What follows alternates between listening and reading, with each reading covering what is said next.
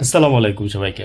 নির্বাচনের তারিখ ঘোষণা হয়ে গেছে ফেব্রুয়ারি মাসের 12 তারিখে। সম্ভাব্য ডেট যেটা ছিল এতদিন ধরে জানতো মানুষ, সেই ডেটে নির্বাচন হচ্ছে। আজকে সন্ধ্যার পরে আপনার তফসিল ঘোষণা করে দিচ্ছে নির্বাচনের। তো এর মধ্যে আপনার দুজন ম্যাজিস্ট্রেট মাঠে থাকবে। আপনার আচরণবিধি লঙ্ঘন হচ্ছে কিনা, এর মধ্যে তো অনেক আচরণবিধি লঙ্ঘন হচ্ছে, আমরা দেখতেই পারতেছি চারদিকে। মানে পক্ষের পোস্টার বিপক্ষ ছিঁড়ে ফেলতেছে, বিপক্ষের পোস্টার পক্ষের লোকজন ছিঁড়ে ফেলতেছে। তো যাই হোক, তার মধ্যে একটা নির্বাচনী আমেজ আছে। আর আমার বলার উদ্দেশ্য হচ্ছে যেটা, আমরা তো ভোট যাকে খুশি তাকেই দিব। আমার ভোট আমার মনের মধ্যে আছে।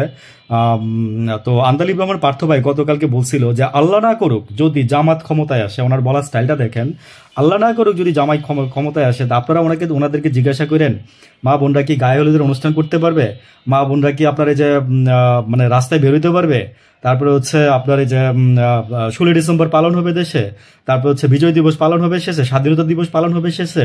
মানে একটু শুনে নিয়েন ভাই লাগলে, হ্যাঁ, সব টিভি মিডিয়াতেই আছে। তো ওনার এই বক্তব্যটা আর কি, তো উনি নাকি আবার ভাষণ টেকা লাগার আর কি। হ্যাঁ, তো আমি জানি না আসলে কিছু বলতে চেয়েছিলাম, কিছু বললাম না পার্থ ভাই।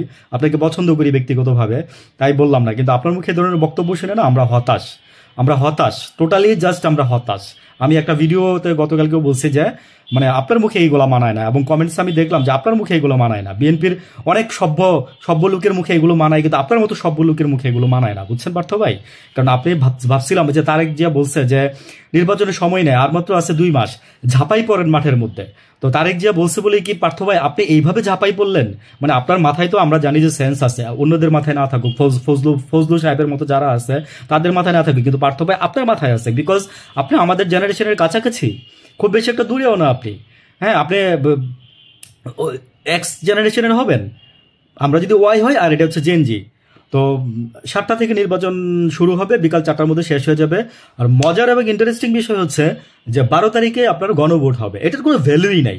তবে এখানে যেটা বলছে আপনার নির্বাচন কমিশন বলছে যে 12 তারিখ যদি গণভোট হয় এবং ওই ভোট হয়, মানে নির্বাচন কমিশনের জন্য খুব টাফ হয়ে যাবে। তো আসলে কি গণভোটটা একদিন আগেই দিতেন, নাহলে একদিন পরেই দেন না ভাই, বা 5 দিন আগেই দেন না। বিএনপির কি মানে থলের বিলার বেরিয়ে আসবে, মানে কে জিতবে, কে হারলো, কে জিতবে না, মানে আমি বুঝলাম না। মনিটরিং করা কি খুব খুব সমস্যা? নাথিং, মানে কোনো কিছুই তো ইম্পসিবল না, সবকিছুই পসিবল যদি আপনি করতে চান, আপনার ইচ্ছাটা থাকতে হবে আগে। তো মানে ভাই দায় সারা বক্তব্য সবাই দেয়, বুঝছেন না? কেউ কোনো কিছু করার জন্য দেয় না বক্তব্য। এই যে নির্বাচন কমিশন বলে দিচ্ছে যে আমরা পারবো না, আপনি বলতেন যে 2 দিনে নেন। আপনি বললে কার বাপের ক্ষমতা ছিল? আপনি যদি বলতেন উইথ ডিউ রেসপেক্ট, কার বাপের ক্ষমতা ছিল যে বলবে যে 2 দিনে গণভোট একদিনে হবে, ওই ভোট একদিনে হবে? হ্যাঁ, বুঝি আমরা এগুলা, বুঝছেন? ভালো থাকবেন। মানে